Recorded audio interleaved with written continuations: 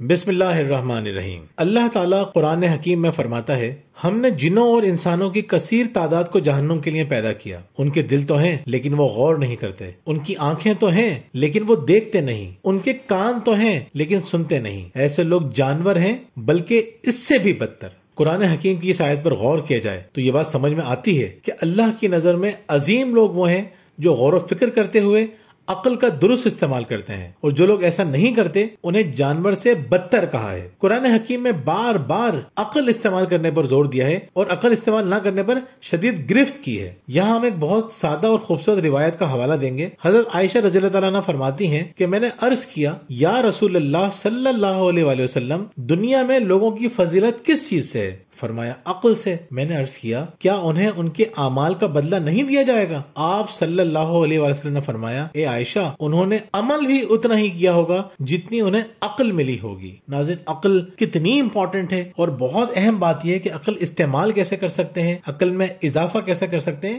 ہم بات کریں گے آج اس موضوع پر بھی۔ مسلم شریف کی روایت ہے، رسول اللہ صلی اللہ علیہ وآلہ وسلم نے اشج عبد القیس، جو قبیلہ عبد القیس کا سردار تھا، فرمایا، تمہارے اندر دو خصلتیں ہیں جنہیں اللہ تعالیٰ پسند کرتا ہے، سمجھداری اور سوچ سمجھ کر کام کرنا۔ یہ حدیث کتنی اہم ہے کہ اللہ رب العزت بے وقوف کے مقابلے میں سمجھدار انسان کو زیادہ پسند کرتا ہے، اور جسے اللہ پسند کر لے اس کے کام پورے ہونے سے کوئی نہیں روک سکتا۔ قرآن اور حدیث کے علاوہ اگر ہم بزرگان دین کو دیکھیں تو احساس ہوتا ہے کہ ان کے نزدیک عقل استعمال کرنے اور غور و فکر کرنے کی کتنی اہمیت تھی۔ احمد بن عاصم انطاطی رحمت اللہ علیہ فرماتے ہیں کہ سب سے زیادہ نافع عقل وہ ہے جس کے ذریعے آپ کو اللہ کے نعمتوں کی پہچان ہو جائے، اور جو ان نعمتوں کا شکر ادا کرنے میں تیری مدد کرے اور تجھے تیری خواہشات کی پیروی نہ کرنے دے۔ ناظرین، کتنی خوبصورت بات فرمائی ہے کہ عقل کیا کرتی ہے۔ اگر آپ عقل استعمال کرنے والے میں شامل ہونا چاہتے ہیں، آپ اللہ کے نیک بندوں میں، عظیم بندوں میں شامل ہونا چاہتے ہیں، تو انہوں نے تین باتیں بتائی ہیں۔ یعنی اگر آپ تین کام کریں گے تو اس کا مطلب یہ کہ آپ اپنی عقل کا درست استعمال کر رہے ہیں، آپ عقل والے ہیں۔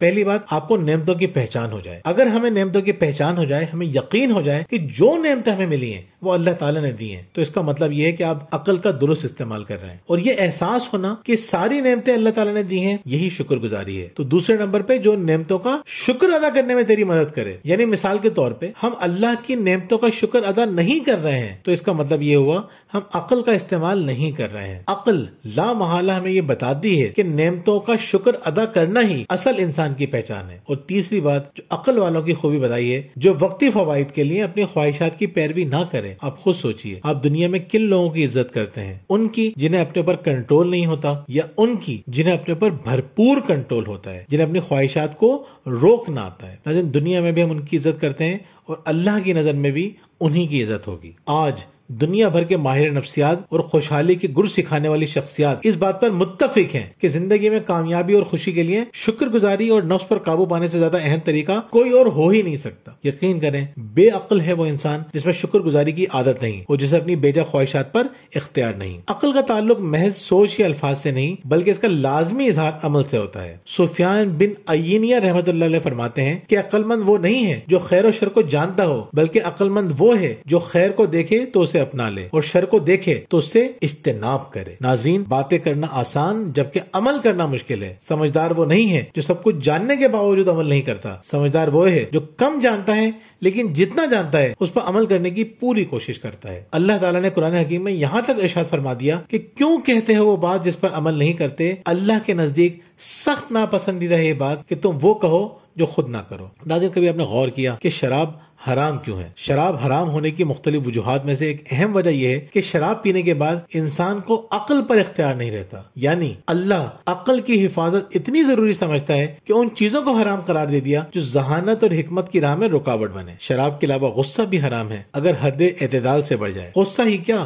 نفرت اور محبت حرام ہے اگر ان پر عقل کی بالادستی نہ ہو۔ یعنی آپ غصے میں اگر اپنے پر کنٹرول نہیں رکھتے تو اس کا مطلب ہے یہ غصہ بھی آپ کے لیے حرام ہے۔ اگر محبت میں آپ صحیح فیصلہ نہیں کر پا رہے ہیں، آپ اولاد کی محبت میں، مال کی محبت میں، یا کسی اور چیز کی محبت میں اتنا آگے بڑھ جاتے ہیں کہ آپ درست فیصلہ نہیں کر پاتے، آپ کی عقل آپ کو درست فیصلہ نہیں کرنے دیتی، آپ کو خدا کے قریب نہیں ہونے دیتی، یہ بھی حرام ہے۔ ہر وہ چیز جو انسانی عقل کو درست عمل کرنے سے روکے اللہ کو ناپسند ہے۔ ناظرین، تمام مسائل کا مکمل حل اور عقائد و اعمال کی درستگی کا واحد ذریعہ قرآن و حدیث پر غور و فکر اور تحقیق ہے۔ عقل و فکر سے کام نہ لینے والوں کے بارے بارے میں ہم قرآن کی 2 آیات بیان کرتے ہیں۔ سورہ ملک میں اللہ تعالیٰ فرماتا ہے، اور کہیں گے کاش ہم سنتے اور عقل سے کام لیتے تو آج بھڑکتی ہوئی آگ کے سزاواروں میں شامل نہ ہوتے۔ ناظرین، اگر ہم غور سے کسی کی بات سنیں، جو ہمیں سمجھایا جا رہا ہو، اس کو ہم کان کھول کر سنیں اور پھر عقل اگر استعمال کریں گے تو یقیناً عمل بھی کریں گے۔ تو اگر ہم کسی کی بات غور سے سنیں، قرآن کو، احادیث کو، نیک لوگوں کی باتوں کو غور سے سنیں اور عقل استعمال کریں تو اس کا فائدہ ہمیں یہ ہوگا کہ ہم بھڑکتی ہوئی آگ سے بچ جائیں گے۔ سورہ انفال میں اللہ تعالیٰ فرماتا ہے، یقیناً خدا کے نزدیک بدترین قسم کے جانور وہ بہرے اور گونگے لوگ ہیں جو عقل سے کام نہیں لیتے۔ ناظرین، ہم اگر اچھی بات نہیں سنتے، اس پہ غور و فکر نہیں کرتے، اگر ہم اچھی بات لوگوں کے سامنے بیان نہیں کرتے تو اس کا مطلب یہ ہے کہ ہم عقل کو استعمال نہیں کر رہے ہیں۔ اللہ تعالیٰ سے دعا ہے کہ اللہ تعالیٰ ہمیں عقل استعمال کرنے کی توفیق عطا فرمائے، اور اللہ تعالیٰ سے ہماری دعا ہے کہ اللہ تعالیٰ ہمیں عمل کرنے کی توفیق عطا فرمائے۔ آج کا جو ٹاپک ہے وہ ہم نے اپنی کتاب تربیت ذہین بچے کی سے لیا ہے۔ بہت بہت شکریہ۔ اللہ حافظ۔